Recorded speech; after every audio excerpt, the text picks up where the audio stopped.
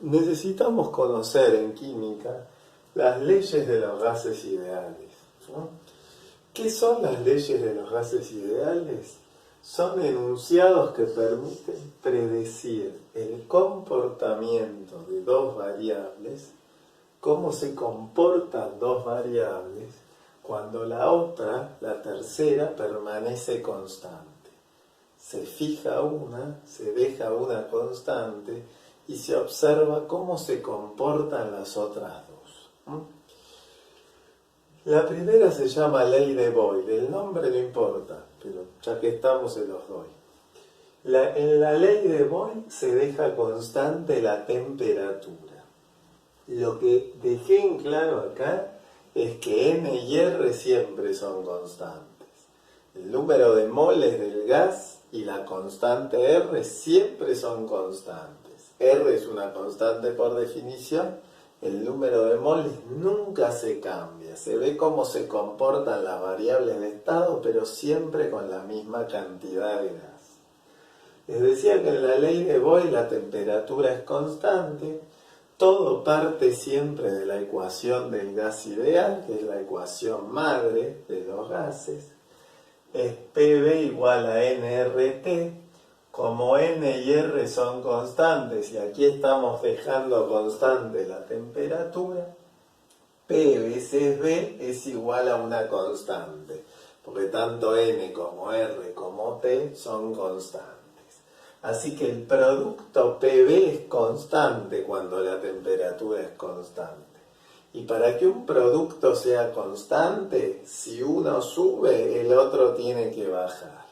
Cuando uno aumenta, el otro tiene que disminuir para que la multiplicación me dé siempre lo mismo. Por eso decimos que la presión es inversamente proporcional al volumen.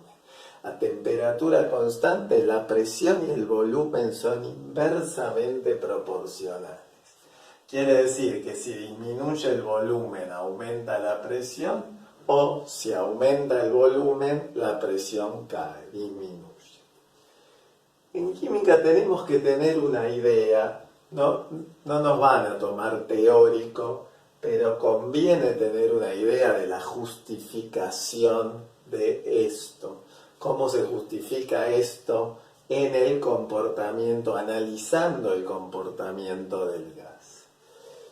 Si se mantiene la movilidad de las moléculas, o sea, se mantiene la temperatura y las moléculas se mueven siempre con la misma velocidad, y disminuye el espacio, reduzco el volumen del recipiente y por ende el espacio que tienen para moverse las moléculas del gas, aumenta el número de choques. Menos volumen, la misma movilidad, más choques con las paredes del recipiente. O sea, aumenta la presión. Así se justifica que a temperatura constante, si hay menos volumen, la presión aumenta porque hay más choques. Después tenemos la ley de Charles, en la cual se fija la presión se mantiene constante, siempre partiendo de la ecuación del gas ideal. Lo que hizo Charles para deducir matemáticamente esta relación, esta ecuación, fue: pasó la presión dividiendo a N y R al lado de las constantes y la temperatura dividiendo al volumen. Todo lo que es constante lo puso a la derecha y lo que no es constante lo mandó para la izquierda. Y le quedó que volumen sobre temperatura es igual a NR sobre P. Como N y R siempre son constantes y la presión la estamos dejando constante, V sobre T es igual a una constante. NR sobre P es una constante. Así que cuando la presión se mantiene constante, el cociente, la división V sobre T es constante. ¿Qué significa que el cociente sea constante? Que el volumen es directamente proporcional a la temperatura. Para que una división se mantenga constante, si uno sube, el otro tiene que subir, y si uno baja, el otro tiene que bajar. Si no, no se conserva el valor de esa división. Así que a más temperatura, más volumen, y a menos temperatura, menos volumen. Si aumenta la temperatura, aumenta el espacio ocupado por las moléculas. Si baja la temperatura, disminuye el espacio que recorren las moléculas. Temperatura y volumen directamente proporcionales. La justificación es fácil, ¿sí? Todas las justificaciones son fáciles, pero por las dudas hay que saberlas. Si se quiere mantener el número de choques, o sea, la presión, y aumenta la movilidad de las moléculas, debe aumentar el espacio ocupado. Si yo quiero que los choques permanezcan constantes y hago que las moléculas del gas se muevan más rápido porque las caliento, necesito un espacio mayor. Si dejo el mismo espacio y aumento la movilidad, va a haber más choques. Si quiero conservar el número de choques aumentando la movilidad, necesito que el gas ocupe un espacio mayor. Mismos choques, más movilidad, más espacio. Presión constante, más temperatura, más volumen. Por último, Gay-Lussac dejó el volumen constante. ¿Cómo sé que el volumen es constante? Cuando me digan la frase recipiente rígido.